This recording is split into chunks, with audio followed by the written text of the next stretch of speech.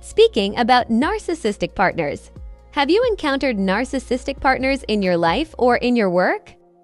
Woo! So that brings back some memories. So, to understand this, I had a pattern of attracting narcissistic partners in my life. In fact, I was in a narcissistic relationship which lasted 8 years. And that's not just one of them. I had several of them. Now, the reason why I kept attracting these kind of partner was because of my childhood experiences. Because in between the ages of 1 to 9, when our subconscious mind is developing, I had a bit of a traumatic relationship with my father. And as I explained earlier, as a result of a father wound, the 5 traits that are associated with the father gets damaged. So I had lack of self-esteem, self-worth, self-confidence, self-respect, and sense of identity. But I also had a kind of a mother wound. Now, the 5 traits that are associated with the mother are empathy, expression of love, nurturing, creativity, and spirituality.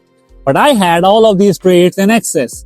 Now, when you combine these two together, they form your relationship blueprint for your adult life. And trust me, this blueprint is the blueprint of a victim of a narcissist. This is the subconscious blueprint profile of someone who will keep attracting narcissistic partners into their life. And that is one of the biggest reasons that I wanted to escape this particular pattern. Because there came a time in my life when I attracted someone who triggered all the father-related wounds and all the mother-related wound, what a lot of you might call as twin flame, and that completely sabotaged me, and I wanted to heal myself. And I wanted to heal myself is the reason that led me towards becoming a hypnotherapist. And the most ironic part is that approximately 90% of my clients who come to me have the same pattern that I had. Because imagine this, if someone had the father-related traits in excess, which means they have an excess of self-esteem, self-worth, self-confidence, self-respect, and sense of identity with the lacking of empathy, expression of love, nurturing, creativity, and spirituality, that makes them a narcissist. And a narcissist never takes accountability. So I rarely had a chance of a narcissist coming into my session and being like, hey, guess what? I'm a narcissist. I need to heal myself. So that rarely happens. What did you struggle with before discovering hypnosis, and how have things changed since?